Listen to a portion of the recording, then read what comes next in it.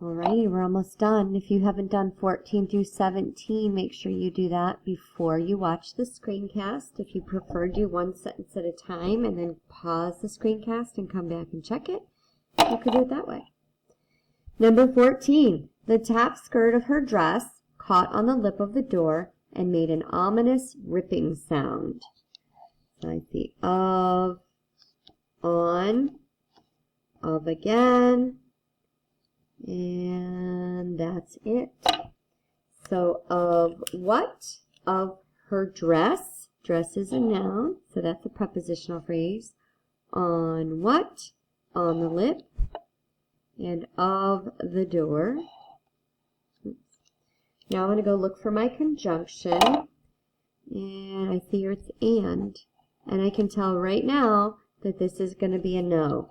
This is not compound because there's no comma. But there are going to be two of something, so let's keep going and finding our subject and verb. The top skirt caught and made an ominous ripping sound. What's the sentence talking about? It's talking about a skirt. What did the skirt do? It caught and it made. So here I've got, again, a conjunction with a subject and a verb on one side, but only a verb on the other. The subject is doing both of these actions. So this is not compound.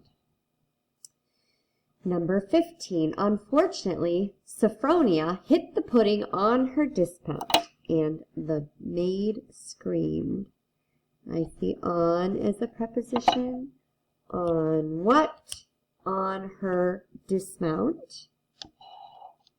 I'm going to go look for my conjunction now, and it's and. And I see that it does have the comma, which makes me think this could be compound. Got to find a subject and a verb on both sides, because we've also seen where there's a comma and a conjunction, but it's a list. So I see a comma here. Unfortunately, that makes me find a transition. And I know the transition is not going to be the subject and the verb. The subject here is Sophronia. And what did she do? She hit. And then on the other side, maid screamed. Well, that makes it pretty easy. The maid is the subject. What did she do? She screamed. I have a subject and a verb, comma conjunction, subject and a verb. This is a yes. This is compound. The trifle arched into the air and scattered custard, cake, and strawberries over the furniture in the parlor. I see into, I see over, and in. So into what? Into the air. Over what? Over the furniture. In what? In the parlor. So I've got three prepositional phrases to ignore. And I see two conjunctions here. I see one here that does not have a comma. And then I see another one here that does. So let's see if this is the only one that could make it compound. So we're going to go back to the sentence. It says, the trifle arched. Trifle is the subject. What did it do? It arched. Did it do anything else? It arched and it scattered. And I can tell right now what it scattered was custard, cake, and strawberries. Three things that were a result of this scattering. That's a list. So this is a no. I had a subject and a verb on this side. There was no comma, and there's no subject and a verb on this side. These are actually direct objects. We're not getting into those yet. Regardless of what I see, they don't have subjects and verbs. So this one is a no. And the last one, the bowl landed in glorious perfection atop the head of Mrs. Barnacle Goose, and she was not the kind of woman to appreciate the humor. So we haven't talked about this one, but it's not very common, but atop above, around, along, below, atop. That's a preposition. Of again, and to. So going back to here, in what? In glorious perfection.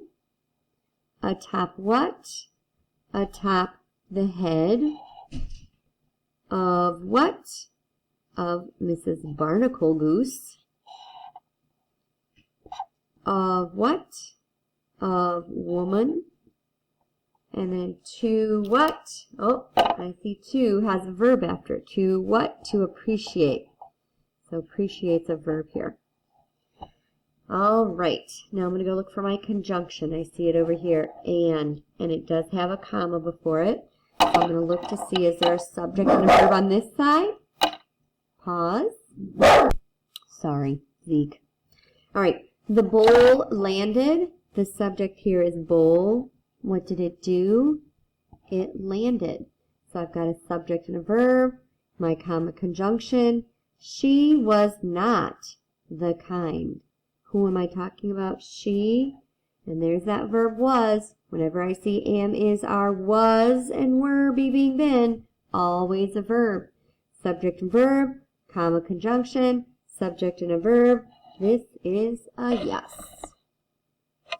All right, now it says 2 formulas for a compound sentence. You have them on the front of the page, but I'm going to recopy them here.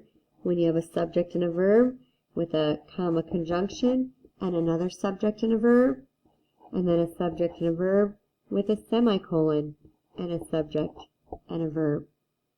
All right, so my first example sentence, let's see.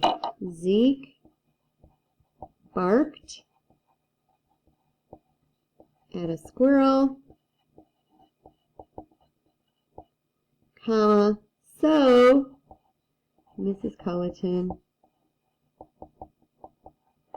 let him out.